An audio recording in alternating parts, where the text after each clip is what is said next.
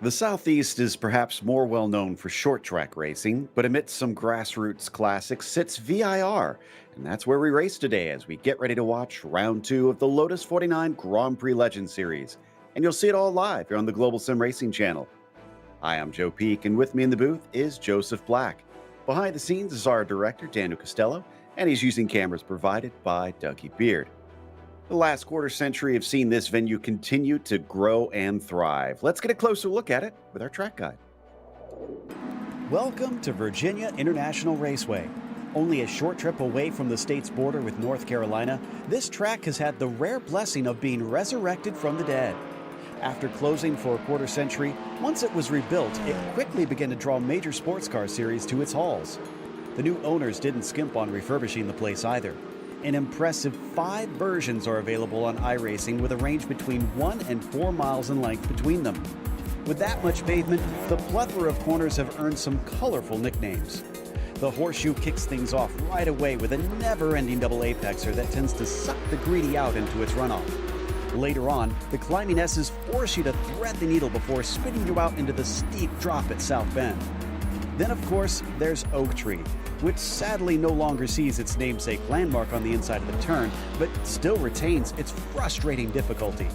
Let's not forget one of the scariest obstacles at the end of the lap, the roller coaster. The incredible speed drivers carry up into this blind braking zone is what causes it to require such immense bravery to get the most out of the lap. While passing can be tricky here, the long backstretch nicknamed Madison Avenue and the lengthy front stretch do tend to offer enough of a draft that you can still give a go at a pass. Still, track position is usually an important factor in most races. With the picturesque backdrop of the Appalachians around them, fans are not left wanting when they come to watch drivers face off at this historic track. It's no wonder the circuit has found success in its second chance at life. This is a track that sees a lot of drivers rave about how much fun it is, but it's still going to be a challenge today, Joseph.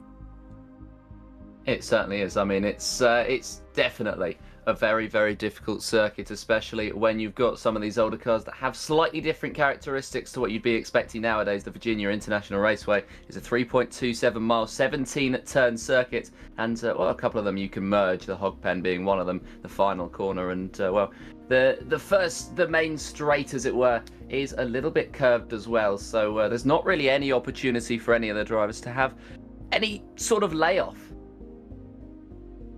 Without a doubt, you don't get to relax much. Maybe the run up the back straight Madison Avenue gives you a chance to at least relax just a little bit, but you still have to try and focus on those battles, which take you into roller coaster.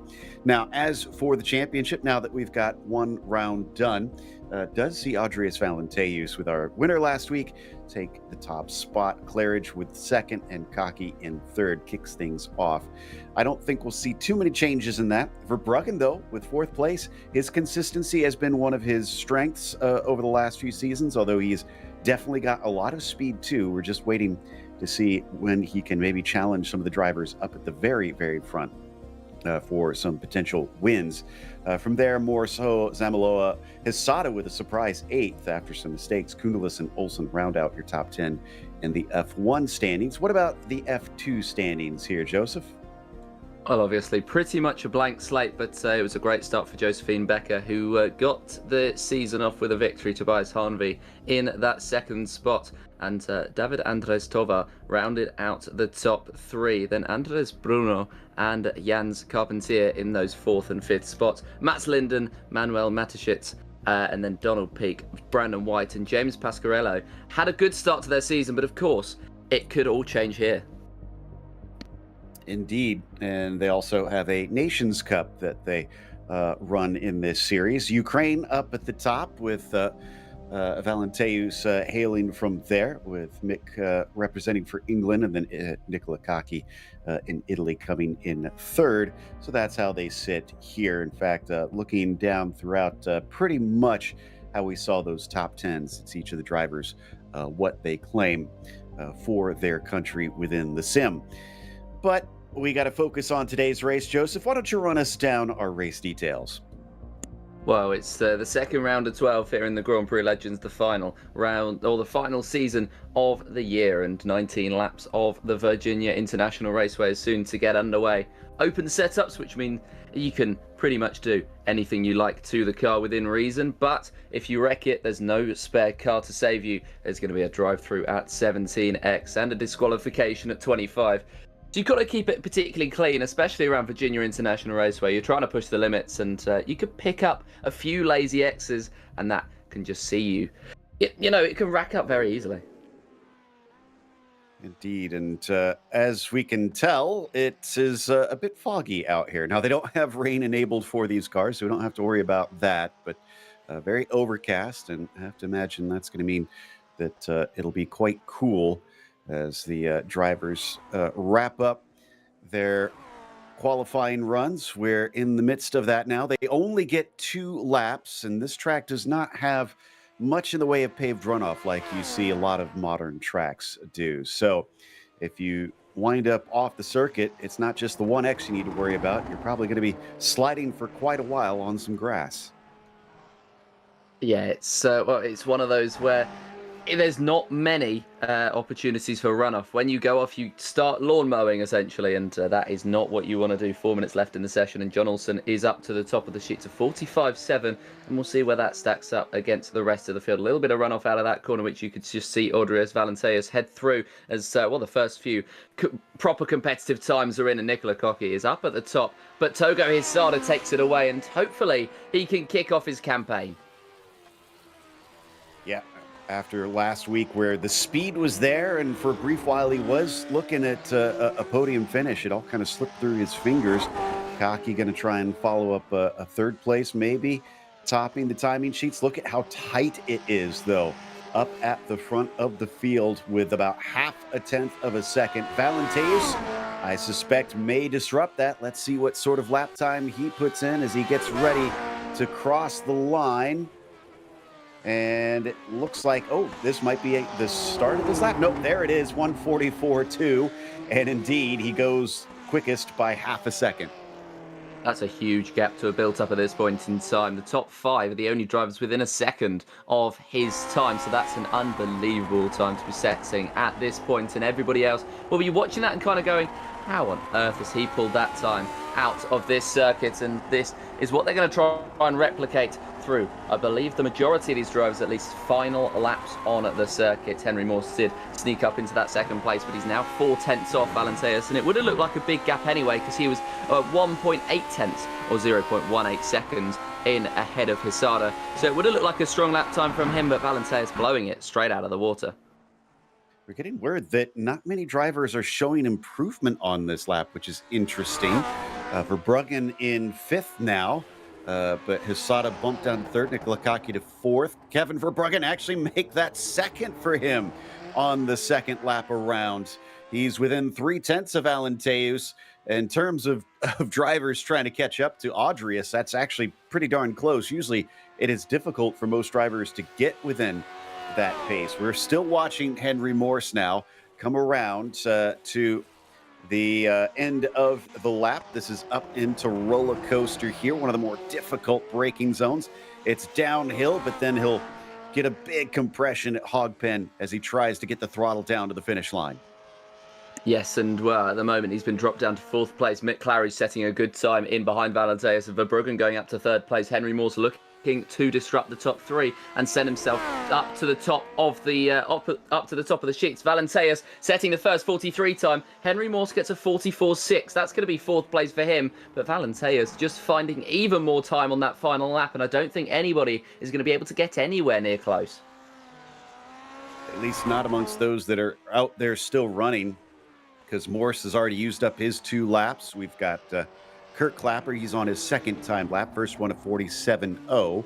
That's good enough for 21st out of what is a relatively smaller field. Now, in regular terms, we've got, 36 drivers, I think, signed up. That's plenty for a track here like VIR, but we're used to seeing in the high 40s, sometimes 50 drivers signing up in a race here in Grand Prix Legends.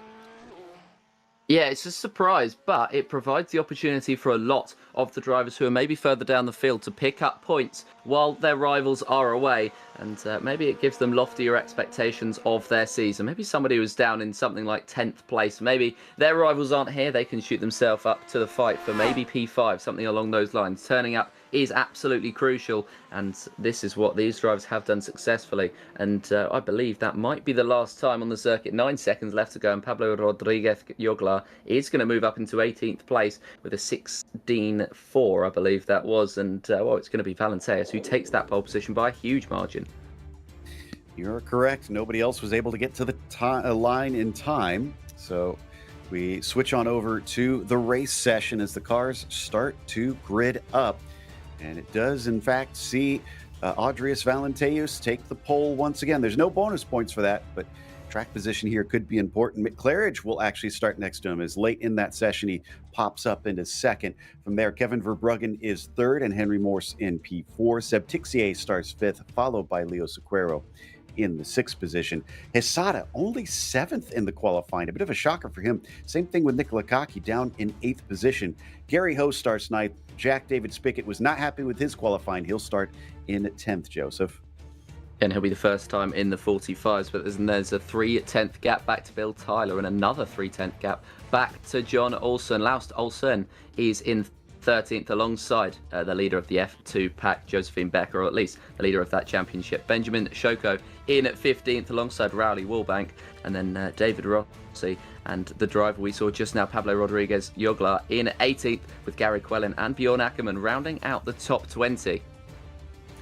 Yannis Carpentier will start from 28th position. Kurt Clapper 22nd. Tobias Harnby P23. Alan Graham 24th, followed by Frege in the quarter century mark. Robert Plumley starts next to him in 26th. Pekka Risto in 27th. And it's Mats Linden 28th, Michael Grissinger 29th, and Paul Taylor in 30th. I'll just wrap these up here. 31st goes to Matthias Marine, with Campbell Wallace in 32nd. Andre Bruno 33rd. Jason Clapper 34th. Marco Salgado 35th, and Don Peak in 36th. We got the drivers out there ready to start racing, and it looks like the lights are up as the engines start to rev. The green flag is out, and it's a very good start from third place there as off he goes to the side, and that was Kevin Verbruggen, who seemed to have slipped somehow on the start of this race and falls all the way to the back. Bill Tyler also with some issues, multiple cars with damage here at the start of this race. It looks like there's a bump on turn 1 here at VIR, and that's caught out a number of them. You saw in the background quite a few drivers going airborne for a moment, and those who weren't able to hold it have dropped down and will be with damage and probably out of this race as well. But that's going to be lap 1 of 19. It's all about seeking out what you know, and those drivers, well, they've certainly had a lesson taught to them. 6 different meatball flags I can already see on timing and scoring. That was disastrous. Josephine Becker as well has a black flag, I'm going to assume, for a jump start on that one. This is not what many drivers were looking for, but Valenteus got away clean, Claridge got away clean, and Henry Morse, who started in third but lost it briefly, is back into that P3. Yes, it's a good start from the top few, and they'll be hoping to hold on to that. Valenteus has already eked out an 8/10 gap to Mick Claridge, and well, Josephine Becker with that black flag is going to be, I think, struggling and allowing drivers through, and well, struggling towards the end of this race. For now, the pace is all right, and going to let Olsen through and might let Shoko in behind through if he's able to catch up. But there will be no allowance here, because whilst they will take that drive through, they will not allow themselves to be to lose too much time unnecessarily. Becker obviously came in leading the F2 championship, and not sure that she's going to after this. There you see her serving that penalty right away, hoping to maybe make up for it over the course of it. Could still see some positions gained, but it's going to be tough getting up to her fellow F2 rivals. Leo Sequeiro up 2 spots from where he started. And apologies, I was incorrect before. Henry Moore started from 4th. He is up 1 into 3rd, but he's being challenged by Leo currently. Yes, Sequeira in a strong position. We're going to get a replay here of, well, what exactly happened at the start line. This is Kevin Verbruggen in the number 4, and he closes in on the number 1 as, well, it looks like there is going to be a bump out of the first corner. Maybe a little bit of contact from the car behind, and, well, that might have just caused a concertina effect.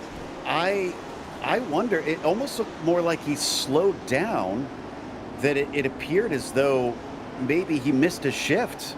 Remember, a lot of these drivers try to go period accurate and have an H-pattern shifter, so could be that car just did not want to engage. We'll have to chat with him a little bit later, see if we can try and track down what exactly happened. Sequeira still within half a second, but Henry Morse well clear on the way up Madison Avenue towards the roller coaster. We got one more replay. Let's take one other angle at this. Yeah, he's just slow all of a sudden. Yeah. That to me does say that there is some sort of issue, either a missed shift or maybe even a hardware problem of some sort. Well, as we come back live, nice little battle here farther down in the field. Oh, but Rolly Wallbank has escaped the track and gone off down at roller coaster. Thankfully, it looks like he hasn't hit anything and is able to find a safe place to rejoin, carrying on, but with a lot of positions lost. We saw Mick Claridge take the fastest lap of the race. Gary Ho's lost a number of spots, but he's going to get one back right here. Up to 13th, although he's deep. And is he going to give it right back? Yes, indeed he is. That's David Rossi back to that P13.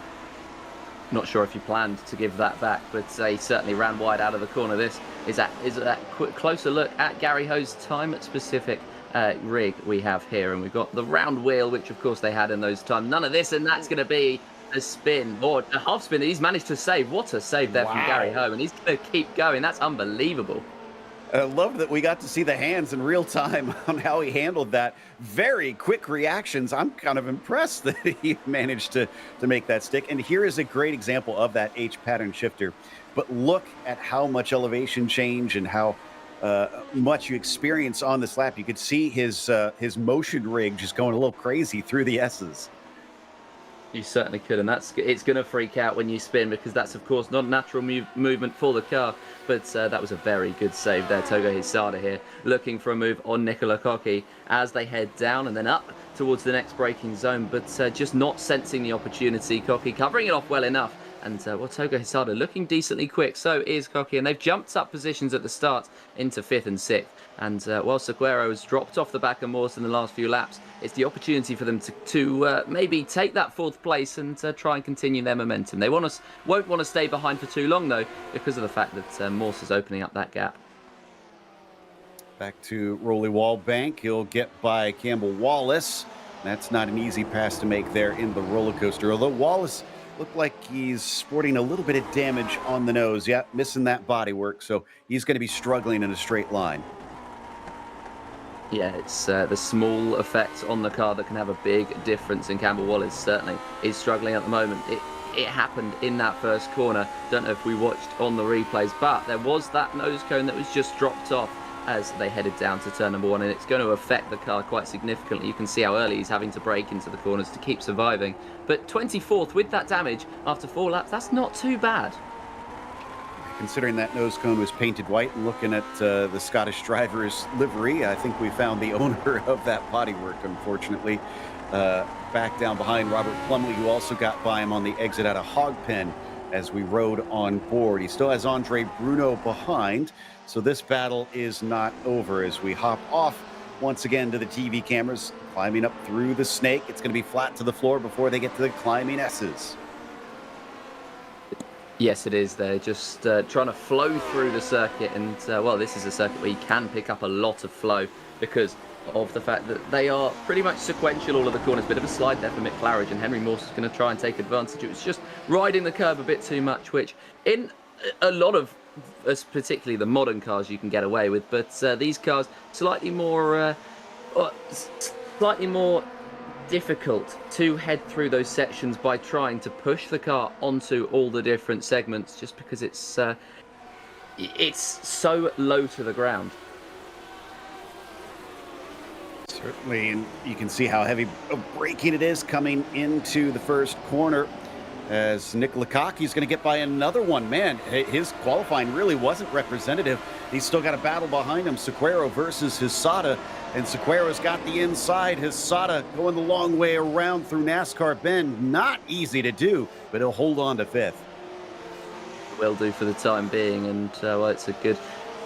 It's well, not for very much longer, but Togo Hisada fifth place, and Nick Lukaku in that fourth spot, 1.4 in behind Henry Morse, and well, Mick Claridge a second back on Valenteus, and it's a gap that's going to be difficult to bridge.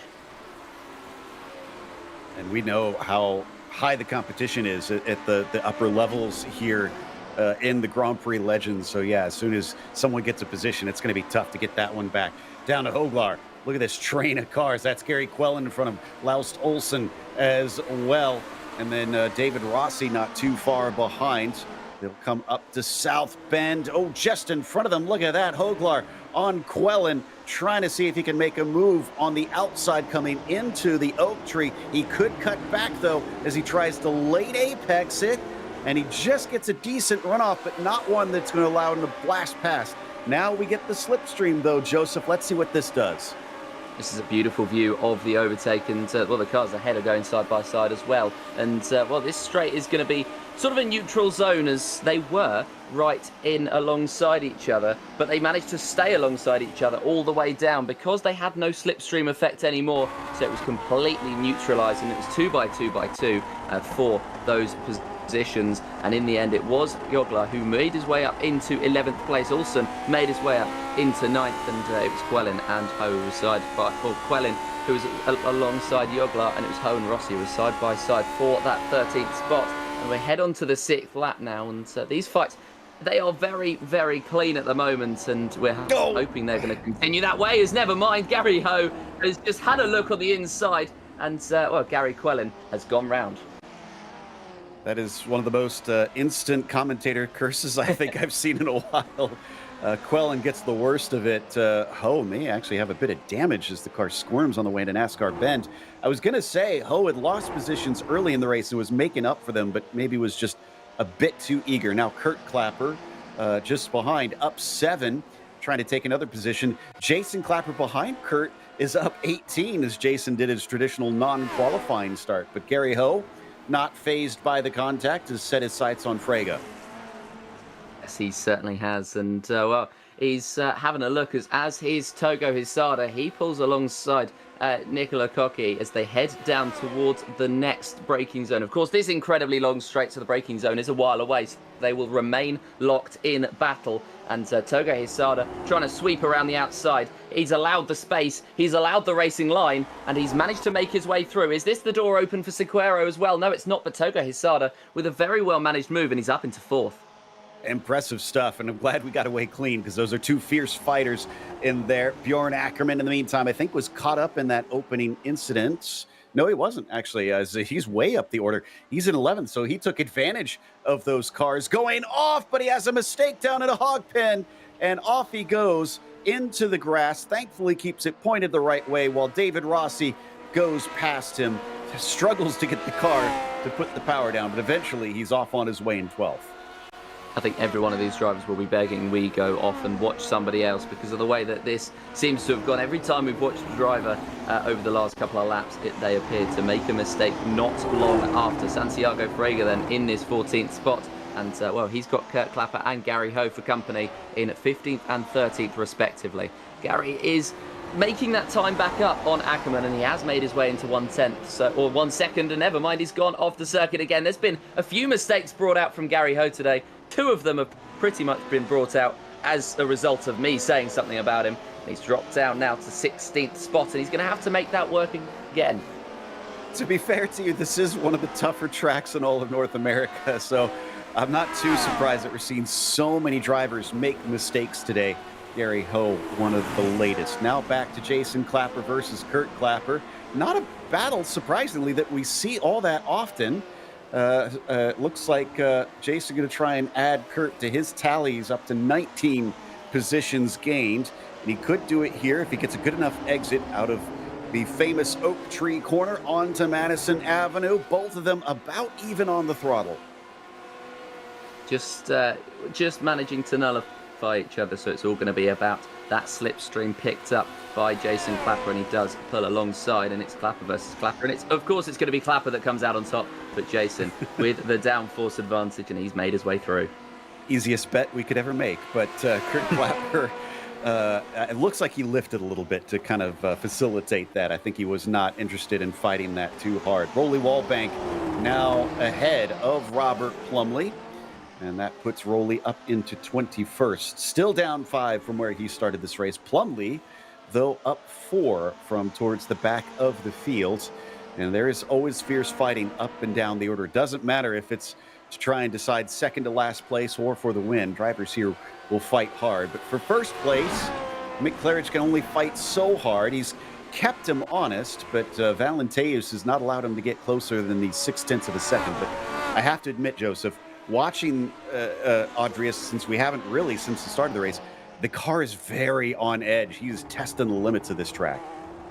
He certainly is, and that's how you were able to eke out those extra hundredths of a second and those extra tenths especially that saw him take that pole position. We know he's fast, and he's showing it here today. Mick Claridge able to stay with him and actually has the fastest lap of the race at the moment.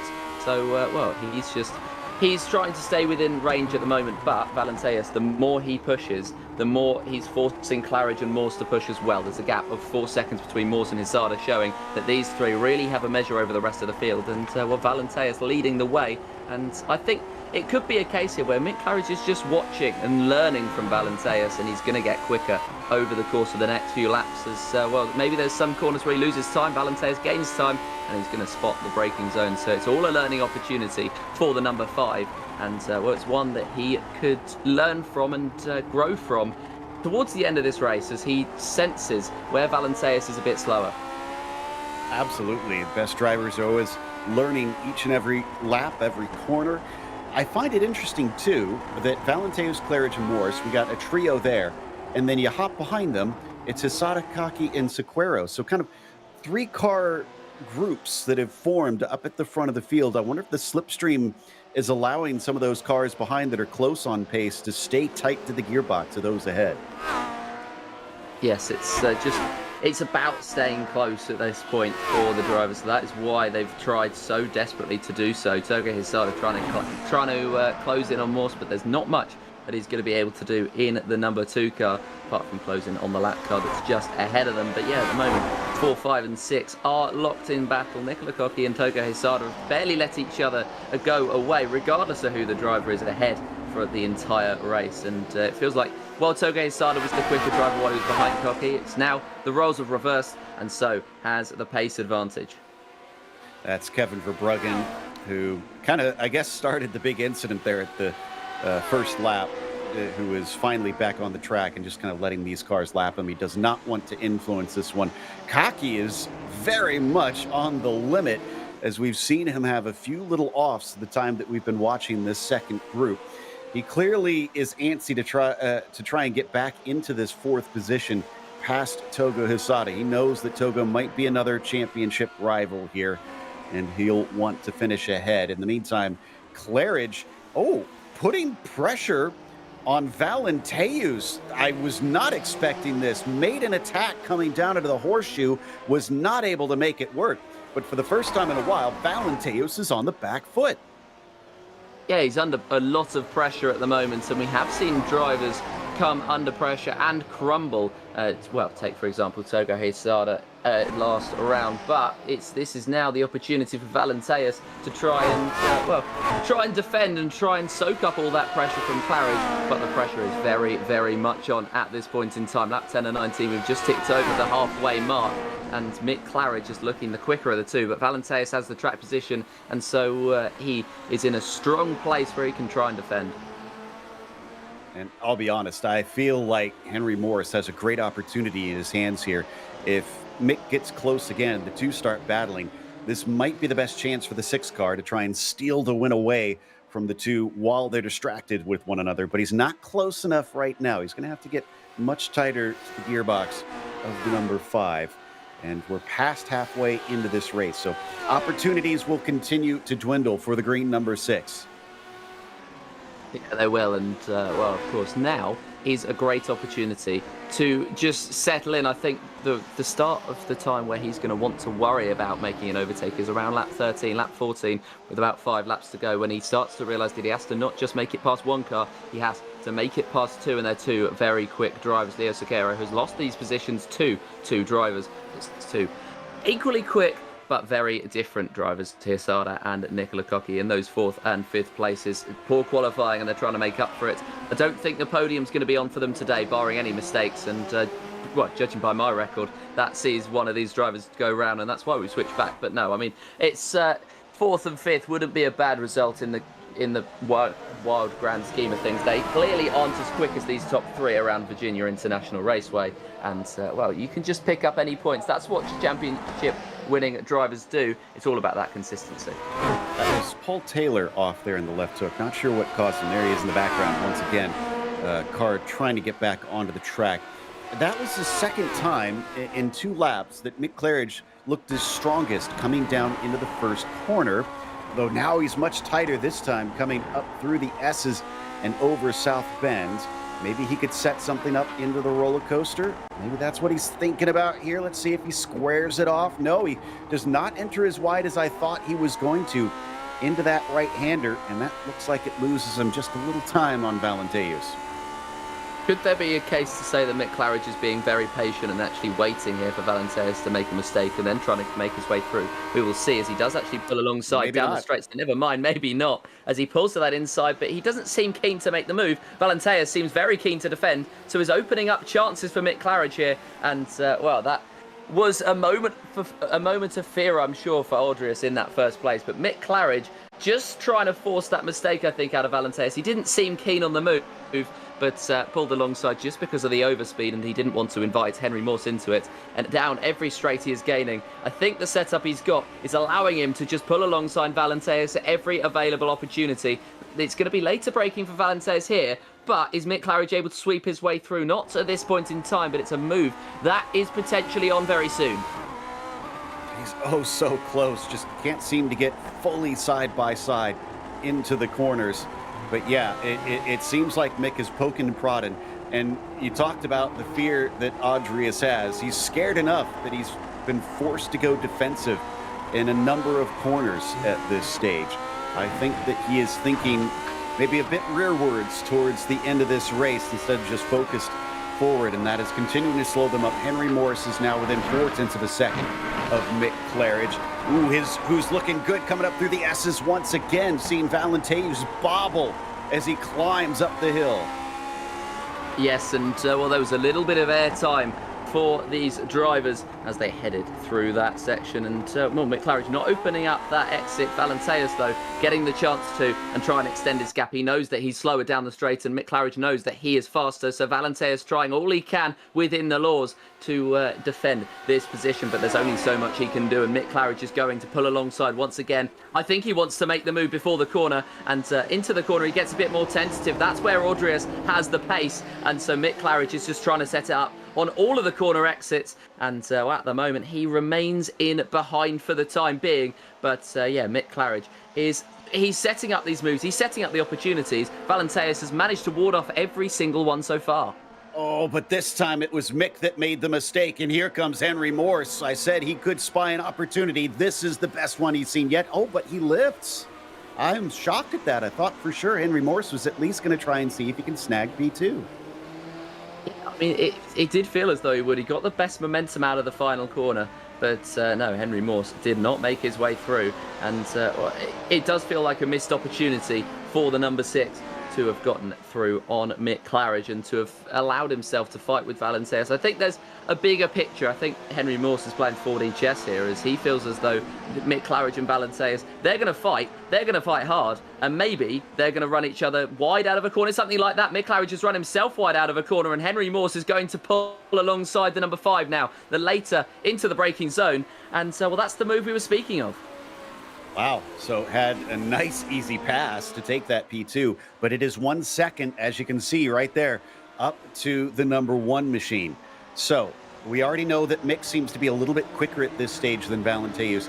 Is Henry Morse also quick enough to try and run him down, or is this going to cost both of them? Well, I'm not sure whether it's going to be a bridgeable gap. I think Valenteus has a great chance here to take this victory away. And well, he's got a second gap to Henry Maurice. And Mick Claridge, again, is looking quicker in the straight than the number 6. So it's a great chance for Valenteus to really seal this one, as it's a great chance here as well for Nicola Cocchi to try and attack Togo Hisada. He's throwing himself into the corners now. This is where the pressure ramps up. This is where the pushes ramp up, as they've done the easy bit. They've gotten through the first few laps of this race nice and cleanly, and well, with 7 to go, the pressure, the aggression, everything will ramp up. Yeah, we were so distracted by that battle for the lead that we didn't see it's remained just as close here for 4th position. Cocchi gets a decent run, but Hisada will just hover in the middle of the track to try and dissuade that number 3 from making the pass. In the meantime, Sequeiro still watching them from behind. All very similarly painted cars. In fact, I believe Sequeiro and Hisada have 2 different versions of Honda's old paint scheme from this era of racing. Of course, Togo Hisada being Japanese, I'm not surprised that he's got that Honda livery. Nicola Cocchi has a Martini sponsor in the side of his car. Not sure what that says about the Italian, but he is currently in that Honda sandwich and chasing for that 4th place. 6.1 seconds separates them and the top few. And well, something that I've noticed up that corner, they do take a bit of airtime, and at the moment they're doing very, very well to control it. But that could be a very nervy moment every single lap for these drivers. There's one wrong shift, one wrong steering input, and it could send you round. The skill of these drivers is such that they haven't had problems so far, but with the pressure ramping up, with them trying to keep the throttle pinned down, that could cost them towards the end. Yeah, those climbing S's are very scary, I will tell you. And Rolly Wallbank, oh, well, he's caught up to Pecaristo for 22nd position. Seems to have a fair bit of pace, since we know that Rolly is slightly out of position here, but he doesn't get the run he needs coming out of the snake into the climbing S's. Yeah, my worst memory of these climbing S's is I was leading a race once here in the 49s. I hadn't won at that point, and I wrecked from the lead, just getting a bad bounce coming through there. So those things are the bane of my existence. Is Laust Olsen not focused on that? He is focused on trying to attack Ben Zoko for an 8th spot. Yeah, it's a fight that I think has been brewing over the last few laps, and Laust Olsen looking for the move here, 3/10 back on Shoko, and this is an opportunity that I don't think he's going to waste, as he does follow through. He is quicker down the straights, and because of the nature of the straights around Virginia International Raceway, it does feel as though Olsen will have the move done and dusted very soon, but we haven't seen the defences quite yet. Well, there is going to be a move here. Nicola Cocchi gets through. Togo Hisada's had to slow. Yeah, I think he may have cut one of the parts of the snake a little bit too far. And yeah, I think I found it. He just went over the inside curb too much. He gives the time up immediately and is still with the 2, but now he lacks the track position. Up at the front of the Nicola Cocchi with clean air. Can he do something with that, or is he still stuck with Sequeiro behind? I think the way that these drivers have gone, I think the pace is so matched that they are going to be together, like stuck together like glue for the whole race. Sequeiro is actually right on the back and might be going for an opportunity, but not quite yet. Doesn't feel as though he needs to. It's the Spaniard chasing the Italian, and well, Togo Hisada's managed to catch straight back up, so the fight reignites with Hisada, I think, a little bit more furious and desperate to get past them before. Ooh, this is a pretty good exit from Sequeiro. Oh, and Claridge has gotten by Maurice as well just now. So I wonder if Maurice had a mistake coming out of the final turn himself. He does look a little bit off pace there in the 6th. And yeah, it's already 1 second between himself and Mick Claridge, interestingly. That's quite a big gap that's been built up. And I think at this point, Valenteus will take the mistakes that have been brought up. He'll be so happy to see that, because while Mick Claridge is probably quicker, or he was at least in the early stints, he's definitely quicker down the straights. That gap of 1.3 is enough, and Henry Maurice would have been pushing Claridge to try and close up. Now that he's further off, Claridge doesn't really have an indicator of quite how quick he should be going, and well, he's just going to be trying to push as hard as he can towards the end. But again, no indication means that it could breed slightly slower lap times. I'm not sure whether Mick Claridge will be able to bridge that gap. So we've got a replay. And I think Maurice may have gotten a slowdown penalty, but it was very difficult to tell. I'm not sure at this angle. Yeah, if you see right there, cuts over the inside pretty far. But if he did get a slowdown, boy, it must have just barely been over the limit. All about those tight gaps that you can take and those tight opportunities that can really close you off sometimes on this game as well. You can feel hard done by a slowdown penalty. It can always feel a little bit too harsh, and that might be what Henry Maurice will be feeling right now, as he's 1.5 of Mick Claridge with 4 laps to go, and it feels like a podium is going to be the maximum that he can take out of it. These drivers not even fighting for a podium, they're fighting for that 4th spot and the best of the rest. And at the moment, Nicola Cocchi has that position. For how much longer will he hold it, though, as Leo Sacchero will close in once again down the straight, and he looks to the inside again, looking to force a mistake, but he might be going for a late lunge here, and he lunges himself too far. Togo Hisada doesn't just make his way through on 1, he makes his way through on 2. That's an unbelievable opportunity, and he's taken it with both hands. Karma must have owed Togo Hisada one there. My goodness, loses 2, takes 2 back, and up to P4 he goes.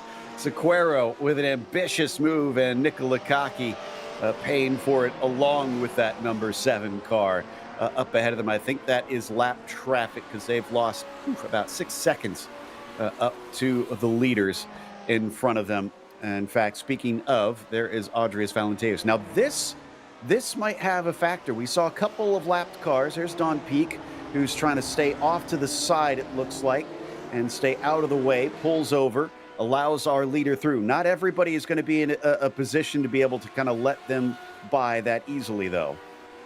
No, it's not going to be, at this point, a case of how quickly can the drivers get out of the way. It's instead going to be a case of how quickly can these drivers force their way through, because a lot of these aren't actually too far down in terms of where they are supposed to be, and they're going to be trying to get a little bit of running, as Mick Claridge here looks like he might not be being held up. But there is certainly a bit of time loss here behind the 35 just ahead of him, and this is going to be really costly, as Valenteus now 1.7 up ahead, and it increases every single timing split. Henry Maurice then closing in, and he's just a 6/10 back. So that could have cost Mick Claridge certainly the momentum to catch up to Valenteus with 2 to go, but also opened the door for Henry Maurice, who goes through nice and easily. Yeah, traffic can help or it can hurt you. And this time it did not help Mick Claridge. That said, is there anybody else in front of Valenteus? I see one more car that he may have to lap. I don't think it's going to wind up handing 2 seconds to Mick Claridge, but never say never. No, definitely never say never, especially at this point in time when all is still to be decided. Just 2 laps to go here at VIR, and well, Mick Claridge is 6/10 ahead of Henry Maurice. These 3 have been locked in battle for P4 all race long, and well, Leo Sacchero is on the back of Nicola Cocchi. Nicola Cocchi's on the back of Togo Hisada, who went from the front to the back to the front of this field again, and he's going to try to defend it. Last week he struggled to defend. This week he's only got 2 laps to do so I think he's going to be using all his mental energy to hold on to 4th place as it stands, just going wide to try and open up the corner exit, and he looks like he might be holding on to that position. Henry Maurice pulling alongside Mick Claridge, and this could be where the slipstream is going to come into effect. Claridge is straighter down in a straight line, but when Henry Maurice has picked up so much slipstream, it allows him to pull alongside, and when he's got the quicker car in the corners, it allows him to pull ahead. Just about gets it. Henry Maurice into P2. Mick Claridge going to be ruining that mistake, because he's now only got 1 lap to try and make it happen. Meanwhile, it's Togo Hisada versus Nicola Cocchi. Cocchi manages to sneak by in one of the most unusual places here, down through Hogpen, but he dips a wheel into the dirt, and it opens up once again between them, as up ahead, Henry Maurice and Mick Claridge also go side by side, but Maurice slams into some lap traffic. It did decide the battle, but not in the way that we thought.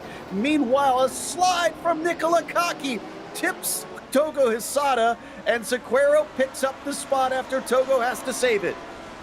He certainly does, and Togo Hisada might be back here to, well, the back of this pack. 6th place, he stays alongside Seguero. He doesn't want to have to do the work all over again, and he remains alongside us. That's a huge wreck in front of them, and that is the number 3, Nicola Cocky, riding over the top of some lap traffic. He's to the back of this pack, but that's not the most important part. Most important part is, does he have damage, and, well, is the lap traffic still alive? Oh, and I think Henry Maurice is out. The car with a wheel wobbling. I doubt he'll be able to drive it home, or at least if he does, it'll be at a very slow pace.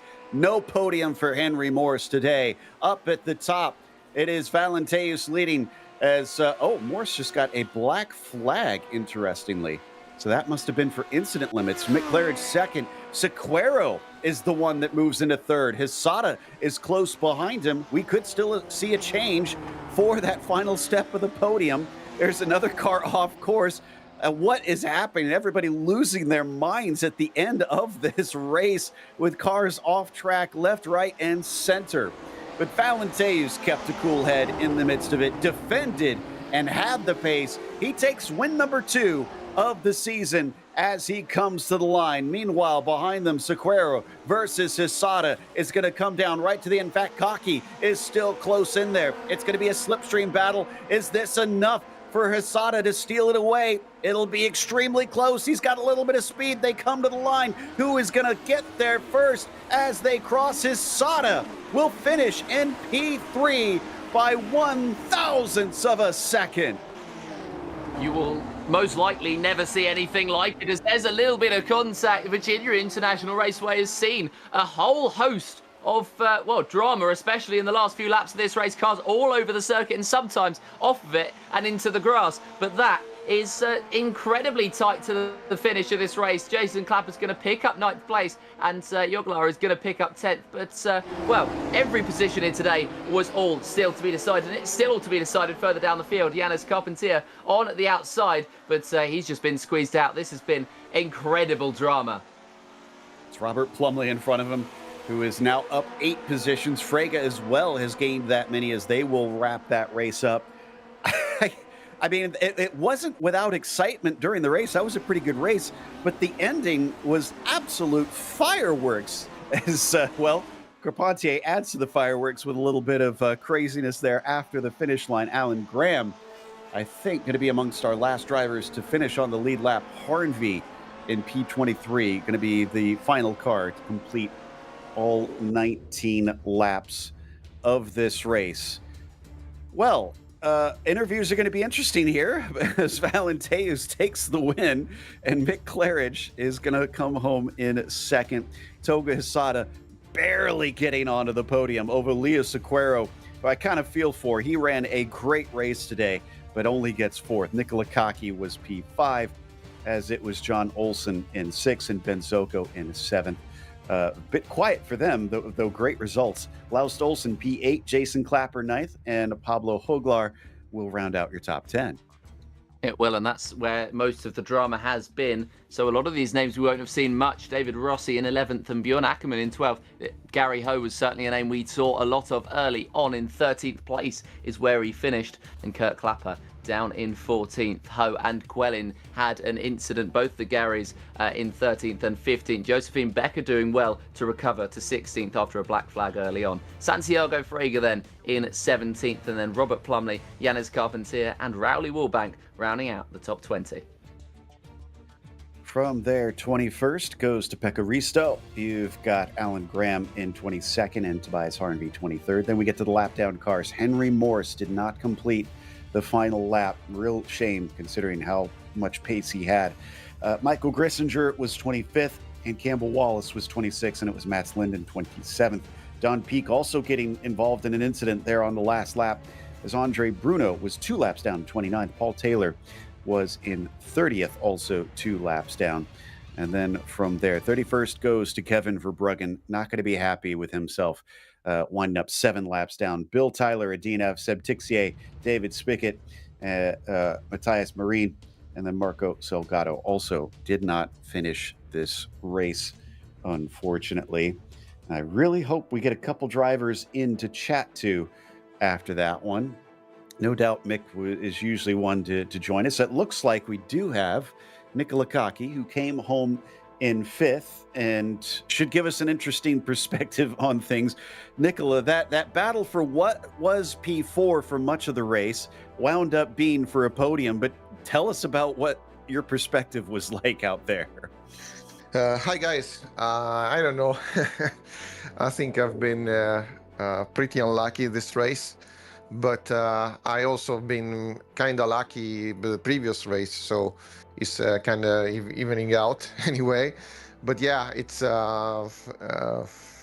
it's not very good when you have on the last lap the chance to actually beat some very fast guy like Togo and Leo, and you just have like this wall of cars ahead of you, and I even tried to be a little bit more conservative in because I saw things going badly ahead of me, but that didn't help at all. I wasn't able to dodge the car in the middle of the road, and I guess I'm lucky to actually finish the race, because that could be a race-ending crash.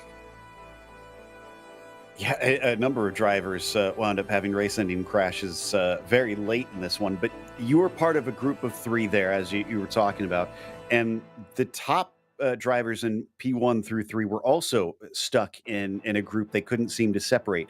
Was the slipstream that powerful that nobody could get away from one another? I wouldn't say that. I don't know why, but my car was not very good on the straight.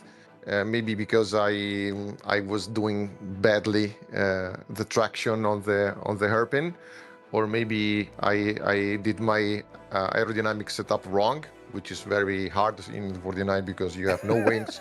And but yeah, it's still kind of strong, but it's not that strong that you cannot shake anybody on your back. But me and Togo and Leo were very close on pace, so there was not an option.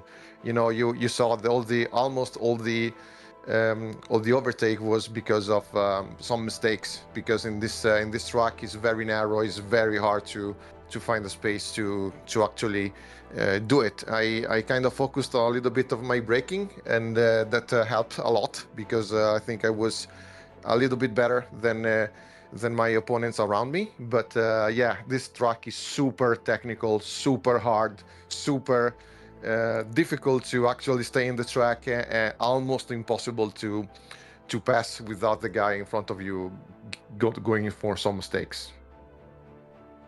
Well, regardless, thank you for the excitement and entertainment on this race, and hopefully we'll see you next week. Thank you, guys. I just want to give a shout to Audrius, because a little bird told me, I don't know if this is true, but he's going to do something that nobody ever did before. And I think I still have to have confirmation, but I think that every time he win a race, is going to increase by 1 click his fuel on this tank, and basically getting his car heavier and heavier until somebody can actually beat him and going backwards. I don't know if it's true, but I think it could be. So maybe I just want to release this little rumors behind the curtain. Bye, guys. That was Nicola Kaki. Not sure if that would be encouraging or discouraging for all of our other drivers, but I think Joseph Black has caught up with Mick Claridge, who finished P2 today. Yeah, well, hello, Mick. You're just making sure you can hear us. And, well, I mean, it was an incredibly exciting, at least end to the race. It was a very, very good one throughout. But, well, do you want to just talk me through it from your perspective? Yeah, crazy race. Yeah, did I just do a mic test on your channel? I don't know if I did. Anyway, yeah, no, that was a brilliant race. I loved it. Yeah, pretty tough track for me, that is, especially turn 2 or whatever it is, like the turn when you're slowing down and turning and downshifting and thinking and praying. That turn, yeah, that's a nightmare for me. But yeah, it was a good race. I loved it. I loved every minute of that. It was good catching Audrius, and I don't know if I've just seen Nick in there before you. Did he tell you the secret about Aldrius this week? He did. Well, I was going to ask you about that actually. Is that a little bit discouraging, or is that just motivation for you to try and? I don't know if I'm a fan of it. I'd like to try and beat him on merit, but it wasn't. Do you know what? It was not going to happen this week. He was so fast. We had a race on Wednesday, right? And this is why he's done it, because one of the reasons we had a race on Wednesday, and Nick was leading. I had to slow down. Aldris was behind me. I was about a second and a half back from Nick. Aldris got round me and he caught Nick in one lap. So, and then we was all, oh, come on now, Jesus, this is getting silly, So he said, so John Olsen came up with the idea, look, maybe you should put a click of fuel in every race to slow yourself down. And he's done it, I mean, I love the guy. I just can't praise him enough, He's one of the guys that can get pretty much potentially 3 championships, 79 Camel and 49 this season. He can do the Triple Crown pretty much whenever he wants if he practices hard enough, which he don't. He just doesn't care. He just wants to win races, and I just love him for it. And, he doesn't care about his I rating. He's like, nearly up to 10 grand, but he'll join a race in the 49 with 5 guys there and not race just to make it go official. I mean, you can't fault the guy, But yes, let's talk about the race, shall we? Yes, back to the point. And I mean, it was a very intriguing one throughout. How difficult is it to keep it to keep it flat out around the Virginia International Raceway? Because we saw a lot of drivers struggle today. Yeah, it's really hard. It is so hard. It's one of those tracks that forces you to do weird things with your setup, because you need the car to slow down and turn, like I said earlier. So you've got to have a bit of an understeery setup, sort of. You don't want it too understeery. But yeah, I mean, going up, I don't know any of the names of the corners, but going up that back straight under the bridge and then through those S's, that's flat out. Not, it's you'd have thought it wasn't, but it's flat out until the second apex, and then you lift off and the car just flies over the second apex. It's brilliant, But it is one of the toughest tracks. It's mini Nürburgring, isn't it? I mean, it's certainly a very, very fun track to go around. Man, I'm pumped. Can you tell? I can. Well, it's great. It's great. But yeah, I mean, it's getting the adrenaline going, and well done for not losing anything. I think it's a very difficult circuit to not lose anything, especially when you're completely pumped. And heading on to the next few weeks, how are you feeling about those about the rounds that are coming up? And do you think that you'll be able to take the victory home? Oh, do you know what? Joe's going to like this because I know he's there. I'm actually doing a HRSC race next week at Monza, full race at R Factor. So I'm really looking forward to that. This season was always going to be tough, and I was going to miss a load of races. So I just wanted to try something else. I'm not in the championship this season. I'll be lucky to make another 3 or 4 races if I'm lucky. Life's just completely changed for me at the moment. So yeah, I'm just going to do what I can. Mick, were you tired of throwing the car away in iRacing? Want to find new ways in R Factor? Is that it? yeah. You'll see next week, mate. I'm sure. Sorry, I had to jump in on that one. Joe's an animal, man. Wow, always good to speak to you, Mick. Thank you very much for coming in today. Cheers, guys. Oh, let me just no, I already mentioned him. I was going to mention Aldrius, but I already did it. Yeah. All right. See you guys. All right, that wraps up our interview with Mick Claridge, and I think that's going to end our interviews for today, which were entertaining to say the least. Big thanks to our team today, Joseph, Daniel, and Doug. Make sure to subscribe to our YouTube channel so you don't miss a moment. And the next race, if I'm seeing this correctly, is the Nordschleife. There it is. That'll be Saturday, October 4th at 9:30 a.m. Eastern. One of my favorites to see the 49 go up against. Up next, though, on the channel, IMSA Vintage Series is going to Mugello, and we've also got Sim Racing Republic, I believe, happening right now at Algarve. Portimao, as it is also commonly known. But be sure to check out our other broadcasts that we have listed here. And until next time, race clean, race hard. We'll see you on the track.